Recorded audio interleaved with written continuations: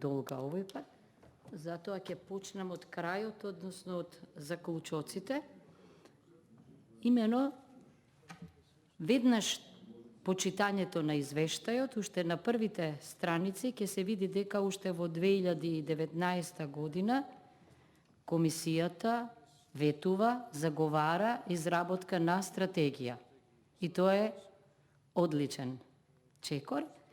Сега јас кога реков дека можеби прво требаше да го гледаме извештајот па стратегијата, сега велам дека кога заедно се читаат, може да се заклучи дека постои кореспонденција, постои компатибилност, постои една врска меѓу извештајот како нешто што претходи, како нешто што осознава, како нешто што собира материјал и стратегијата како нешто што е одговор на дилемите поставени во извештајот, заклучоците поставени во извештајот, во потрага по решенија, инструменти, човечки ресурси за решавање на она што реков дека со децении се провлекувало и сега еве треба некако да се редуцира. Значи, тоа е првото. Што сакам исто така да потенцирам, за после ќе наведам неколку случаи во подкрепа на ова што го зборувам. Имено и овде се констатира дека погубноста на филозофијата на несанкционирање. Зошто може јас да имам забелешки на ажурноста, ама морам ажурноста да ја гледам низ призма на амбиентот, локацијата, луѓето, софтверот и така натаму. Може на тоа да имам забелешка, но факт е дека и да имало 3 пати повеќе иницијативи, одговорот го нема. Говорам за судски одговор, говорам за одговор врзан за промената на политичкото однесување, значи мора да градиме филозофија на санкционирање, а не на несанкционирање, и затоа јас реков дека треба да ги обесхрабриме оние кои посегнале по корупција и криминал, а не да ги охрабриме, бидејќи ако нема санкција, тогаш се стимулира, се вели дека се исплати корупцијата и криминалот. Значи, понатаму она што можам, споредувајќи ги споредувајќи ја стратегијата и отворените проблеми во извештајот е можеби, не знам, велиме ние честопати ниту еден закон не е совршен, ама можеби и димензионирањето на надлежностите на комисијата исто така треба да се преиспита после овој период. Особено ме интересира следниот извештај, за да видам дали се повторуваат истите проблеми во постапувањето, за да можеме ние како законодавец да видиме дека можеби треба да отвориме некој простор во надлежноста кој што ќе го забрза санкционирањето во поглед на овластувањата што ги имате. Да не остане оти Државната комисија за спречување на корупцијата кажа, рече, иницира, ама нема епилог, нема санкција. Значи, тоа. Инаку, да не заборавам исто така, околу диалогот што се води, да, вие не сте орган на државна управа, тоа сите го знаеме, но не сте ни уставен суд.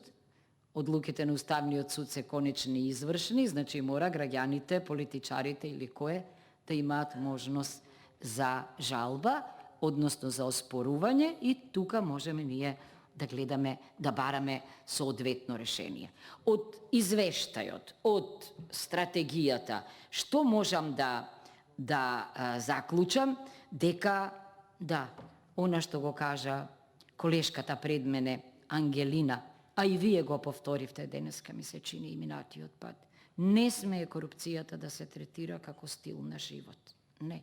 Нешто што е корумпирано, нешто што е неуставно, нешто што е незаконско, нешто што е неморално, не може да биде стил. Значи, затоа треба да се фрлиме сите колку што можеме и како што можеме во своите области да ставиме барем почеток на крајот на ова грда, опасна, нечовечка активност која што е врзана за владењето на човек, на група, на луѓе, како велат англичаните, дека мора да има rule of law наместо rule of man. И јас стално го давам примерот со Платон, почнал со држава, ама завршил со закони. Зашто видел дека никој не е совршен, секој, кога ќе се најде на една позиција и каде што има неограничени овластувања, може да ја злоупотреби, оти не сме ние совршени суштества луѓето. Значи, тоа ми е клучното. Само неколку поенти од документот, значи да, овде вие велите дека уште 2019 сте пристапиле кон изработка на национална стратегија за спречување на корупцијата и судирот како системски и важен документ и убаво тоа ме наведува на тоа дека тогаш сте мислеле дека со ваков документ, со негова реализација, ќе тргнеме на долгиот пат на трансформација на корупцијата, криминалот и судирот на интересите и клиентелизмот под призма на судските одлуки, под призма на санкциите во еден систем на добро владење и управување, како што велите. Да, кога ги гледам бројот на предметите по кои сте постапувале на ваша иницијатива или на друга иницијатива, реков, на прв поглед ке речам па не е, не знам, импозантен, меѓутоа го знам хендикепот со кој што сте се соочиле. Тука потенцирате, јас уште еднаш потенцирам дека е добро за вакви тела да има еднократен мандат, да нема реизбор. Да нема реизбор. Мислам дека има стручни и компетентни луѓе кои што, и тоа ќе биде на штета, можеби, ние ќе се соочиме со луѓе кои извонредно ја вршат работата, ама ќе ја остават зад себе својата меморија, својот добар пример да биде следен. Значи, околу повторно, она што го констатирате и сега сме на патот да се реши. Надлежноста е вистински товар, а не право, ако не можете да ја реализирате. И тогаш ние, кои имавме големи очекувања, кога вие стартувавте со работата, може да сгрешиме во евалуацијата. Значи, затоа е потребно, кога се формира некоја институција со ваква предизвикувачка надлежност, предходно или истовремено да се создадат сите предпоставки, зашто многу се важни првите чекори и првите импресии и дури мислам дека она анонимно иницирање на постапки не е случајно. Демократијата се учи со вежбање. Луѓето имаат страв дека нешто може да им се случи, ама ако има епилог кој што е во ред, тогаш ќе бидат охрабрени и нема да има потреба да бидат анонимни, туку се разбира дека може и тоа со име и презиме, иако се разбира секаде постои можноста од анонимно постапување. Вртам брзо, бидејќи сакам брзо да завршам. Значи, она што најмногу ме плаши е, повторувам, еве, кога ќе споредите колку иницијативи имало, не говорам прифатени и отфрлени, ама колку резултирале со видливи резултати.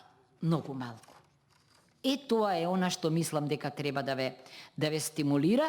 Мојот страф е дека, како што велите вие, кога ги анализирате доставените пријави овде, најмногу на што се однесуваат на судските постапки, на урбанизмот и градежништвото, се што препознаваме во стратегијата, вработување на нови лица, остварување на права пред институции и така натаму, следејќи ја во моментов праксата на судот во Страсбург, за време на COVID-19, дека се уште поизразени сите овие проблеми, затоа што во нредниот амбиент, вонредно креира можност за употреба и злоупотреба заради тоа што самите ние и овде сме соочени со проблемот на транспарентност, инклузивност, кои едноставно, понекогаш од здравствени причини, не се можни. Да речеме што сакам да поздравам. Храброста што ја имавте, кога рековте дека не може да биде премиерот и министер за финанси. Тоа е многу едукативно е. Не велам јас дека тоа го сакам да го сатанизирам. Меѓутоа едноставно, па и ако сакате, тој го прифати тоа како нешто што вреди да се почитува. Ете тоа е. Дека и за оние на највисоки функции, кога вашата забелешка, иницијатива, она што ќе го нотирате, допира, тоа е веќе еден голем чекор. Многу скандали имаше во овој период, вие ги нотирате особено проблемите во Министерството за култура, кога имаше скандалозен избор на проекти што се наградуваат од Министерството, тоа навистина е така. Сега јас пак после толку години си имам проблем, ако еден министер заради ова поднесе оставка, сега дали тој може да советува за културата, тоа имам проблем етички, оти тој може, знаењето го има, сигурно. Ама ние, нема санкција, се разбира, меѓутоа ние зборуваме за етиката, оти нели и етиката беше многу важна. Нема да ги набројувам другите, само заклучокот велите дека овде, дека детектирате политичко влијание, партиска припадност, отсуство на интегритет, недоволна транспарентност на постапките за вработување, слаб надзор и контрола, неказнивост, недоследности и недоречености во законската регулатива.